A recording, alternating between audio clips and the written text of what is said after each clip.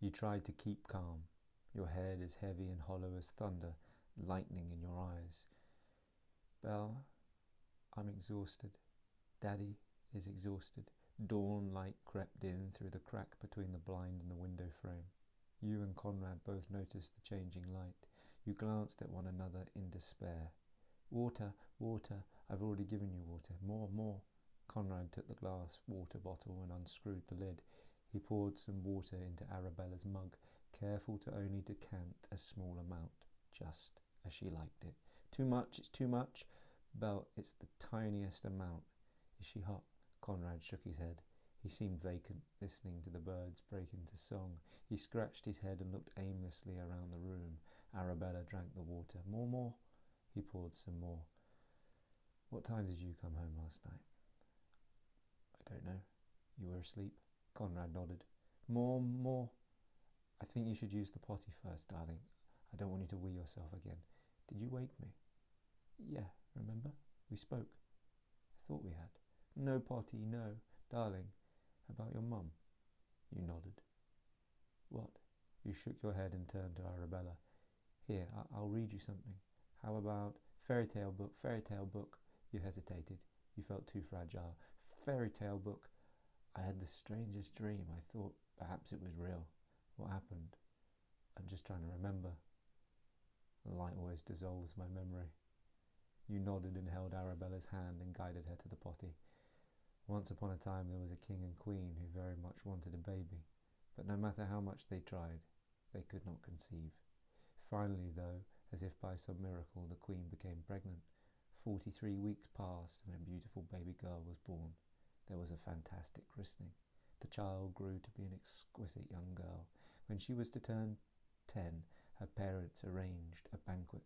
The entire kingdom was invited, and so too were the fairies, as was the custom.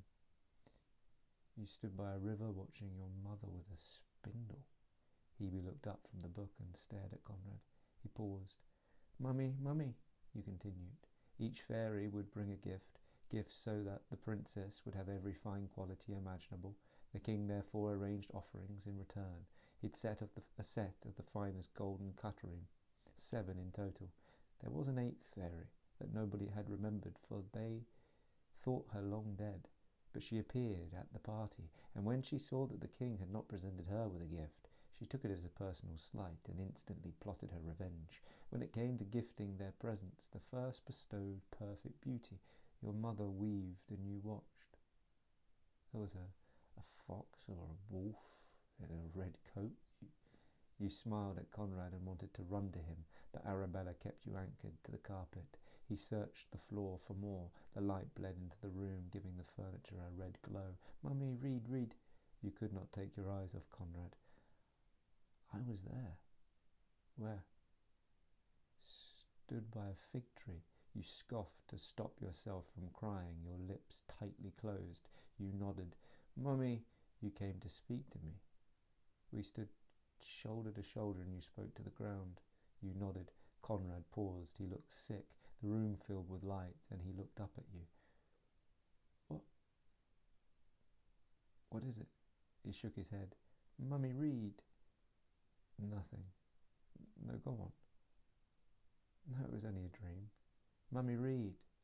The second gave marvellous wit, the third graceful movements, the fourth the ability to dance beautifully, the fifth to be able to sing like a nightingale, the sixth to play instruments perfectly. Conrad stared at the floor, just as he had described you staring at the ground. Arabella suddenly shot up and ran to the door, and so began a frenzy of play. Conrad's voice sounded higher pitched.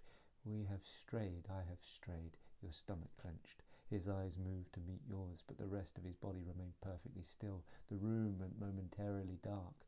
A fish made love to you in the dark, and its guts tasted like oil. What? Your mind raced and you felt seasick. I don't know. Conrad, I'm so sorry. Why, it's a dream.